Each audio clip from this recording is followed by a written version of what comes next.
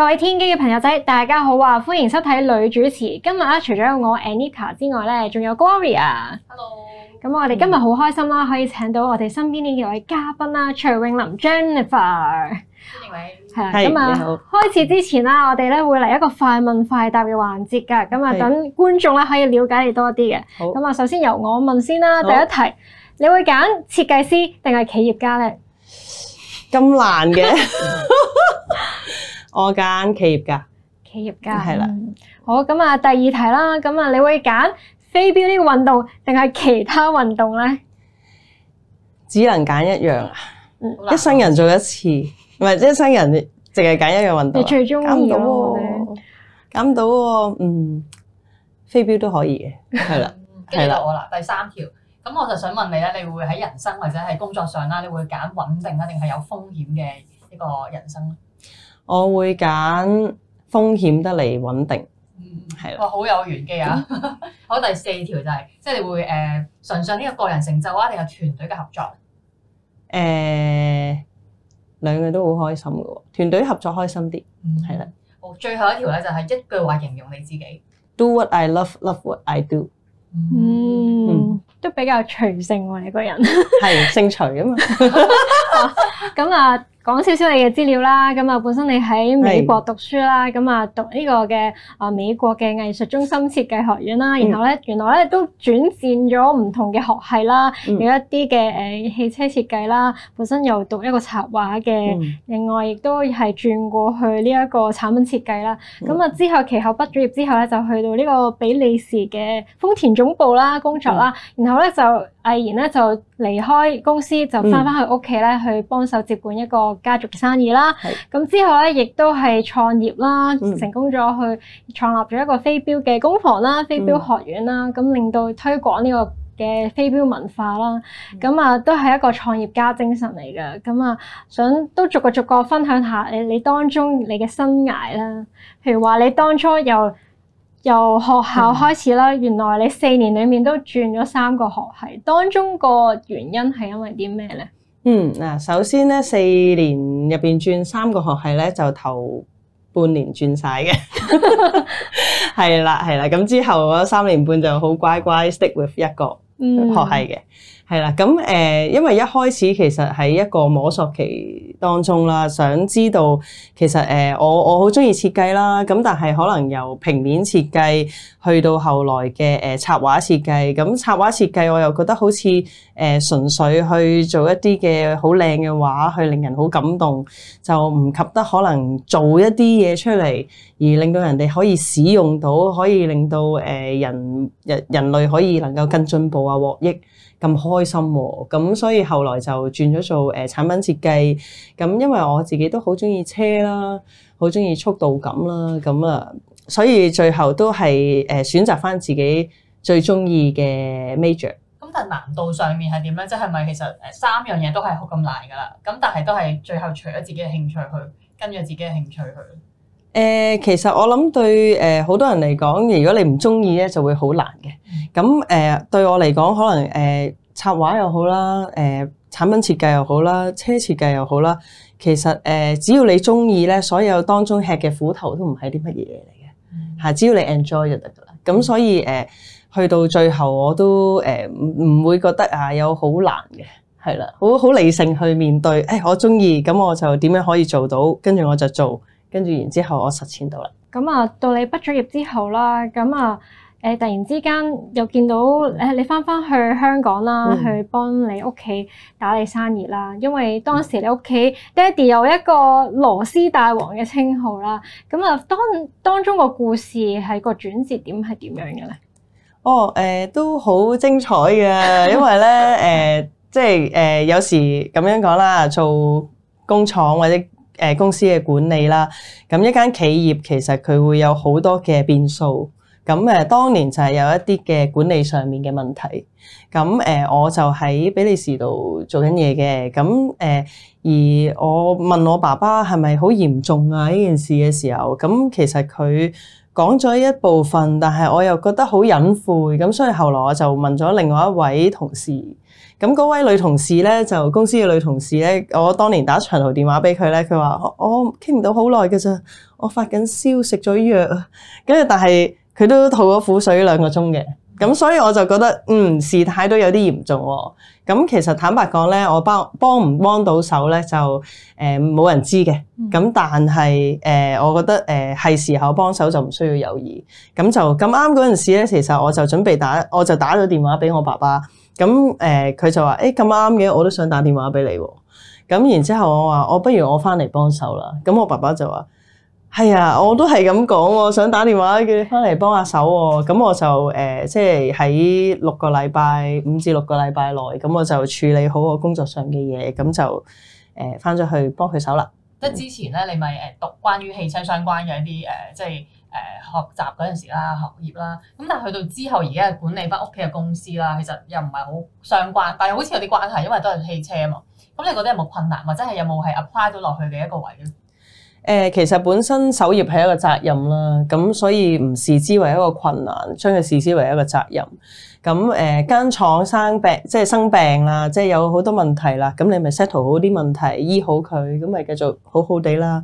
咁設計咧，其實喺嗰個 concept 上面咧，其實有好多嘢係可以 apply 到落管理嘅。咁尤其是係例如設計嘅原意咧，就係我係由一開始去設計依個產品或者係依個流程嘅時候，已經杜絕好多之後有機會發生嘅問題。咁所以即係喺工廠嘅管理啦，一個流程啦，工廠嘅機械嘅佈局啊，成條生產線啊，咁其實好多我將翻一個設計嘅概念去 apply 翻落去。去點樣去管理咧？其實係好有幫助。其實好多嘢世界係大同嘅，即係好多唔一定係依一樣就係依一樣。咁有好多嘢其實可以將佢轉化為一啲其他方面嘅管理，咁都好開心㗎，係咯。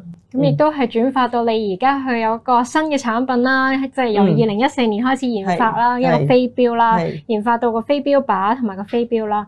咁都係用翻你原有嘅一啲產品設計嘅一啲知識啦，再設計啦。咁當中個過程有啲咩嘅契機令到你突然之間想做呢個飛鏢嘅行業咧？好簡單嘅啫。咁因為如果係一間手機廠佢可能咧佢改一改嘅設計，有個新嘅即係 logo，咁建立一個新嘅品牌，咁佢就可以話係我哋嘅自己嘅嘢咯。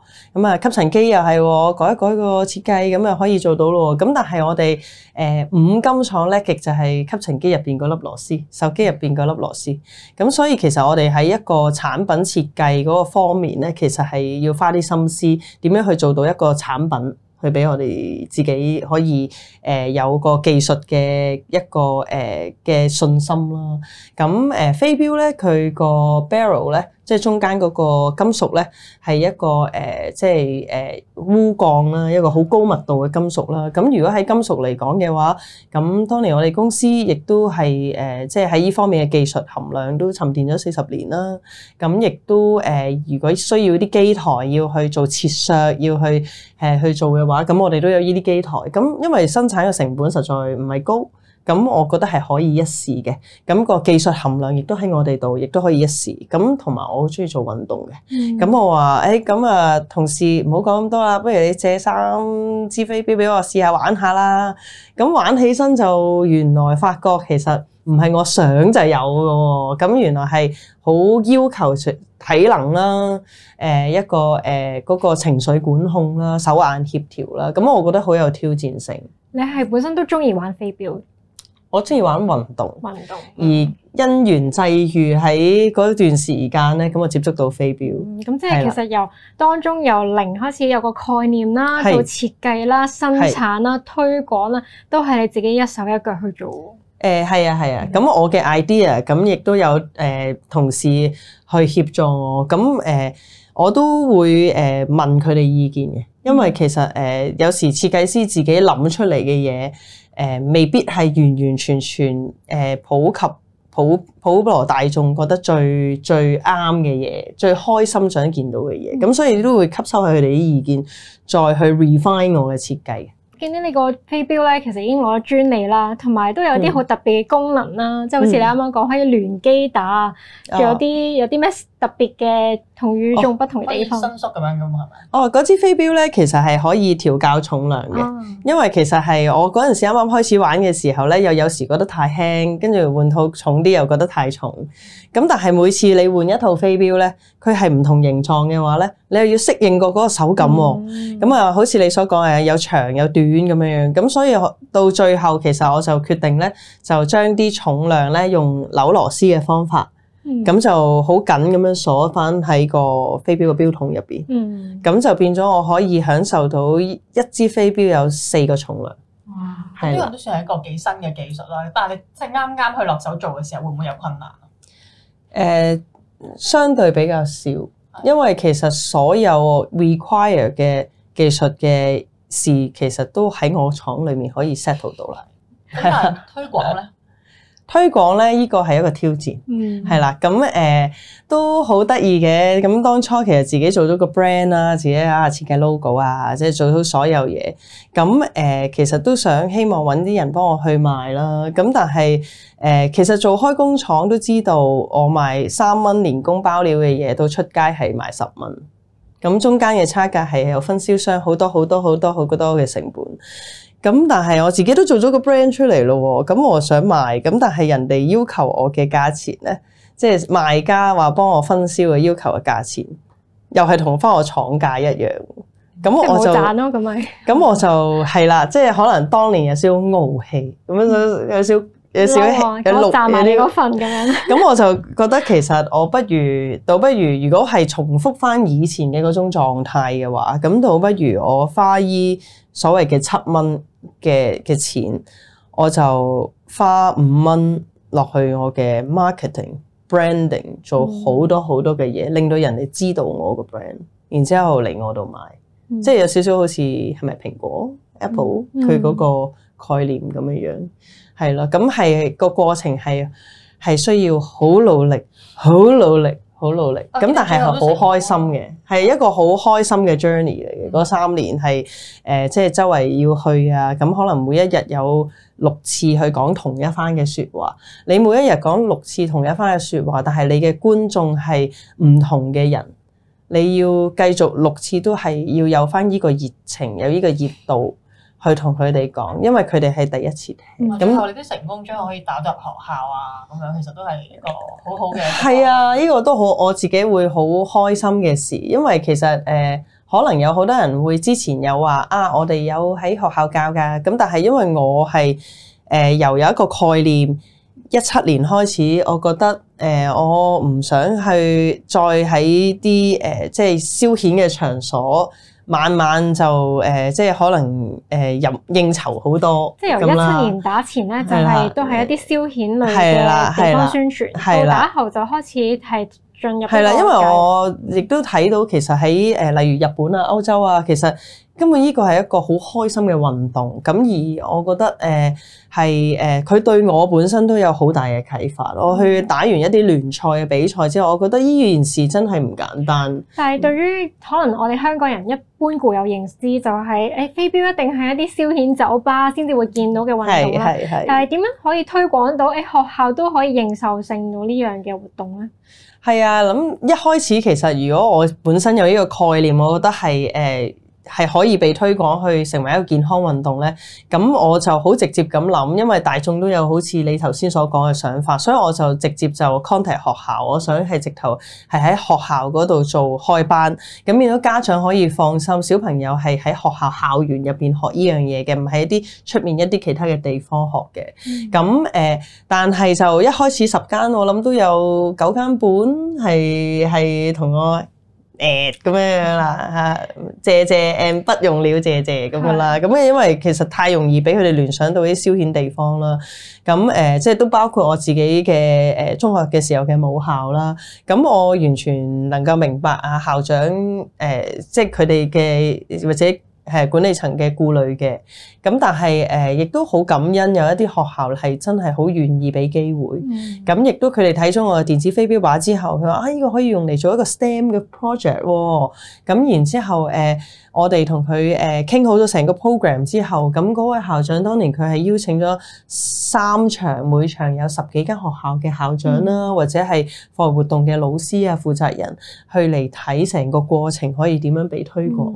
咁跟住之後，其實所有嘢都係你有幾努力，你有幾有誠意去即係叫求佢哋俾一個機會。你去帶呢個運動入學校，咁你得到佢哋嘅認同之後，咁亦都後來有好多，尤其是係特殊需要嘅學生啦、SEN 嘅學生啦，佢哋玩咗呢個運動之後，佢哋嘅專注力提高咗，咁佢哋個人嘅情緒管控好咗，咁一步一步建立返呢一樣文化出嚟之後，咁依家我哋都即係好感恩好多學校啊、老人中心啊、社區中心都即係同我哋一齊搞活動。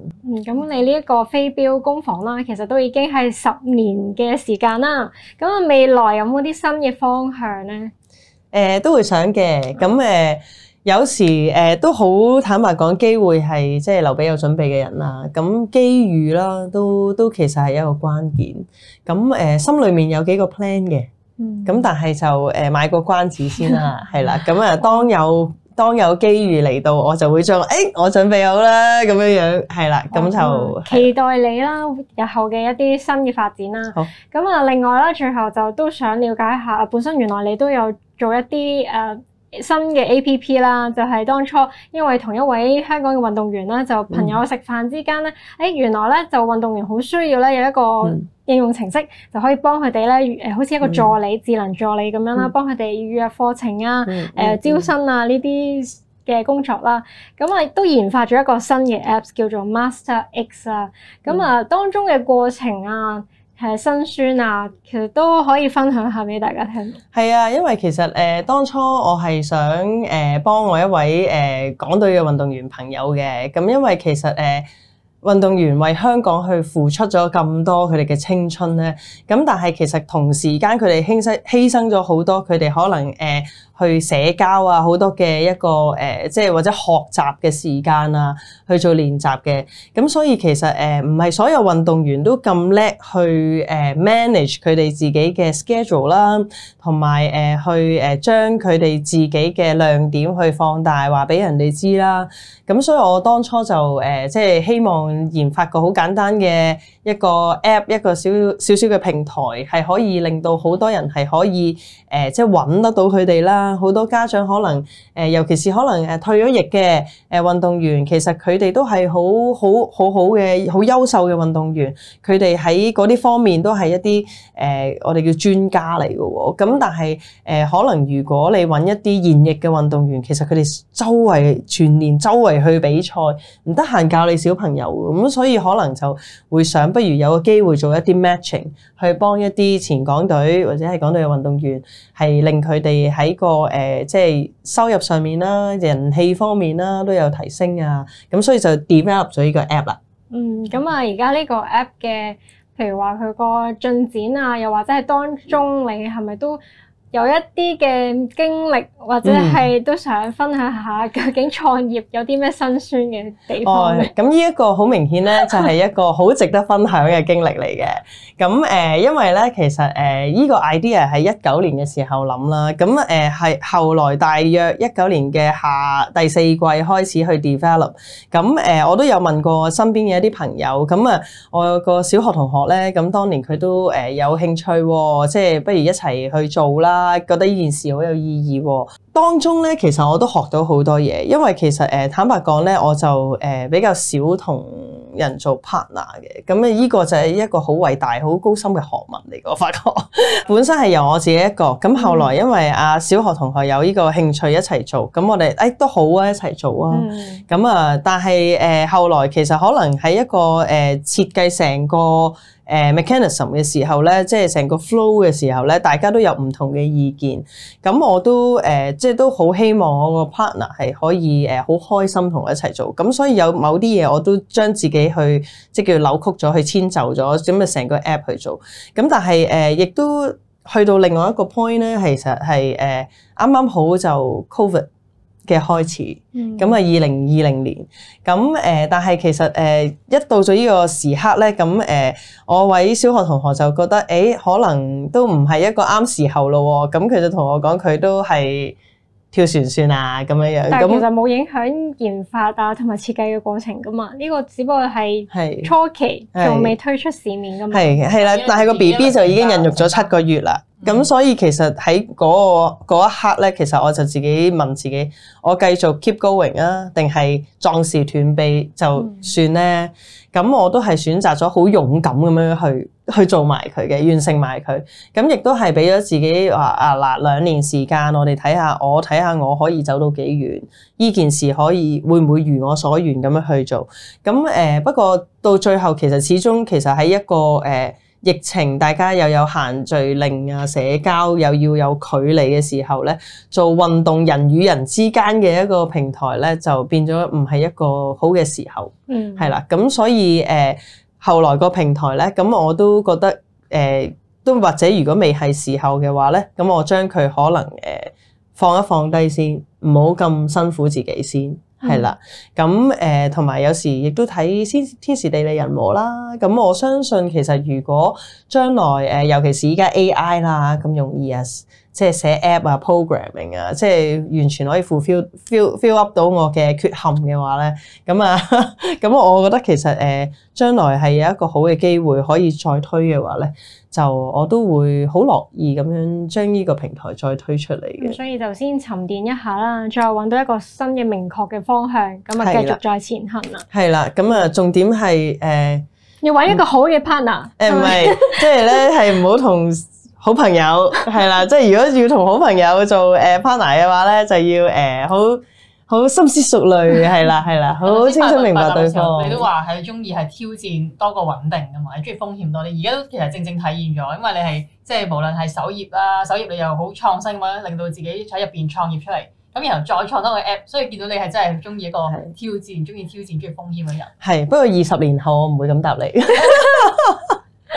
係啦。好，咁接住嚟咧，我哋就會有一個估你唔識嘅環節啦。咁啊，我哋就即將去睇下有啲咩玩。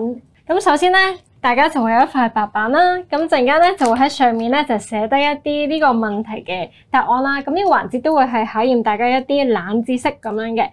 咁咧就首先啦，呢個係關於一個旅遊嘅搭飛機嘅。咁相信大家都坐過飛機㗎啦。咁航空公司咧就會為咗便利一啲票務管理啦，同埋一啲收益嘅控制啦，就會將票價咧有唔同嘅銷售啦，有唔同嘅價格啦，唔同嘅限期啦，譬如話365日嘅年票啊，14日嘅旅遊票等等啦，有唔同使用嘅限制條件咧，將機票咧去區分嘅，亦都係用一啲唔同嘅英文字母去區分啦。咁咧呢啲代碼咧就稱為訂位艙等代碼 （Booking Class Code）。咁當中咧亦都會係印咗啲一指倉位代表嘅英文字母啦，去表示一啲附帶嘅條款嘅。咁所以咧，今次就想係考下大家咧，嗰啲英文字母每一個倉位同埋佢嘅倉等代碼係啲乜嘢嘅？好難喎，好似係啦，係好，我接受挑戰。好，咁啊，有分其實，譬如話假設經濟客艙啦，咁啊有分3個嘅類別嘅，有輕便啦、標準同埋彈性嘅。咁即係譬如話最彈性嘅，你就一定會係俾可能一個 full pay，咁你就可以有齊好多免費唔使額外俾嘅一啲譬如話手提行李你唔使再額外加錢啦，寄倉亦都係啦。另外你可以免費揀位咁樣嘅。咁咧彈性咧就有3個英文字母代表啦，標準咧就有4個，而輕便都係有4個嘅。咁你哋可以咧去估下究竟嗰啲英文字母係啲乜嘢啦。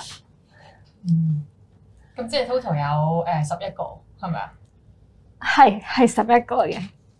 佢哋會唔會有一啲係兩個英文字母一齊嘅？重複就好似冇嘅。哦，即係26個入邊嘅都係。係啦，咁所以頭等咧就有2個，咁所以咧呢度加埋有幾多個咧？21個。哇！咁全部好易中喎，咁樣。但係好難分喎，邊個大？係咯，係咯。好 ，ready 未咧？好，好認真。好，得啦，得啦，得啦，好。呢度多咗。哇，咁多嘅13個呢度有。好 ，OK，大致咁多啦。好，咁啊一齊 show 俾觀眾睇一睇你答案。基本上都係撞咯。好，我哋一齊睇下由 econ 開始啦。咁啊 econ 我見到好係啦，大家都有寫 Y 啦，有 J 啦，有 K 啦，跟住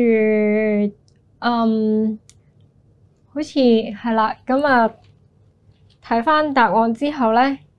你可以對一對，我講個答案之後，你哋可以對一對，你哋有冇啦？咁啊，首先第一個 S 係輕便嘅，就係 Econ 嘅嚇 Econ SNQO SNQO。我都覺得 Q 係應該 EB。哎呀，跟住標準就係 KMLV。